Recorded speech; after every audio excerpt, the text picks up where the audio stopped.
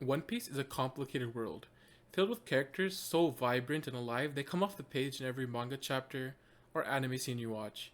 You feel like the characters are existing in the world they reside in. They feel like they are real people, and that's the magic of One Piece.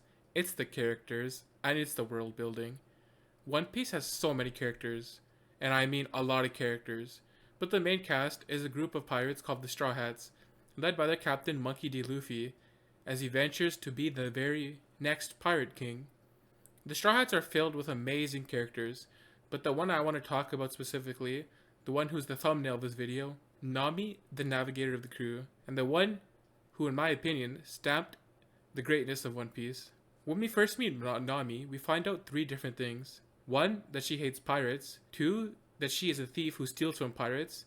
And the third being that she needs 100 million berry for some reason. She's a cunning character, and at first glance seems to be kinda heartless. But as we continue in the story, we find out that Nami isn't the person we think she is. At every major moment, Nami always makes the unselfish decision, even at the cost of her own safety. Nami hates pirates, but begins to feel at home with this group of misfit pirates.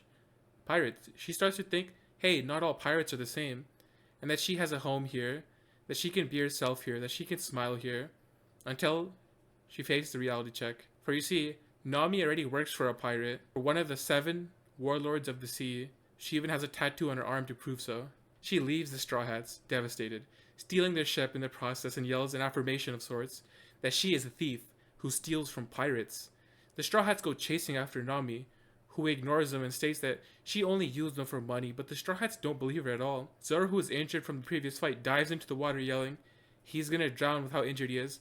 Nami hesitates, but then immediately dives into the water and pulls him out once again, contradicting her statement from her actions. She beats up Zoro and tells him to get away from her. Later, in a similar situation, another member of the Straw Hats, Usopp, is surrounded by Arlong and his men, where then Nami pretends to stab him, stabbing her own arm instead, her own hand instead, and letting Usopp swim free. Nami then confronts all the Straw Hats, yelling at them to stay out of her affairs, and they don't know anything about her. They don't know what she's been through. The Straw Hats later meet Nami's sister, who approaches them, and begins to tell them about Nami's life. Luffy, hearing this, decides to walk away, and respect Nami's decision not to tell anyone until Nami is willing to tell Luffy herself. She explains that Nami and her are orphans, who grew up and were raised by a mother who adopted them, a former marine mother who adopted them and raised them until one day, a fisherman named Arlong came in the island and subjugated the people to terrible conditions and killed their adopted mother. And he witnessed that Nami had an immense talent for drawing sea maps and just general drawing, and Arlong, seeing this, forced Nami to begin drawing sea maps for him. Nami then made an arrangement with Arlong that if she got 100 million berries, the people we previously mentioned, then Nami could buy the island. And in the process, Nami began to isolate herself from the people in her village to avoid them from getting into trouble, and Nami took all this burden onto herself to help free the village without asking a single person for help. Nami now, with 100 million berry, goes to Arlong and finds out that Arlong had no intention of upholding his agreement. Nami, now saddened, returns back to the village where she finds out that the villagers had enough of Arlong and they're gonna confront him right now. They're sick of Arlong and they know what Nami's been up to and they appreciate it, but Nami can't stop them. Nami, in shock, stays kneeling on the ground before stabbing her shoulder multiple times, relentlessly stabbing her arm. Before Luffy approaches her, he says nothing and just stops her. Nami begins to yell, "Why are you here? What are you doing?"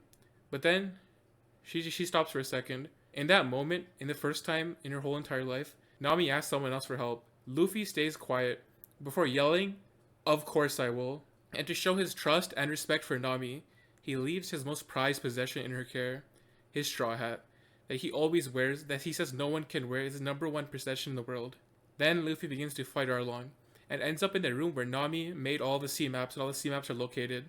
Luffy, seeing this, decides to kick and break that room apart, destroying all the sea maps, and in this room, and he's telling Nami that he doesn't value her for her abilities, but because of the person she is, and it's because it's Nami, not because she has all the skill, that he wants her on the crew. Nami stands there crying, thanking Luffy, as Luffy hands the finishing kick, or the finishing blow to Arlong. He triumphs, and he yells to Nami, "You are my friend, you are my Nakama." She nods her head now, and officially joins the Straw Hats as a member. Nami still may be greedy, still loves money, but now it's not for anyone else's sake, but it's for her own. If you enjoyed this, I would appreciate it if you subscribed and commented the next recount you want to see.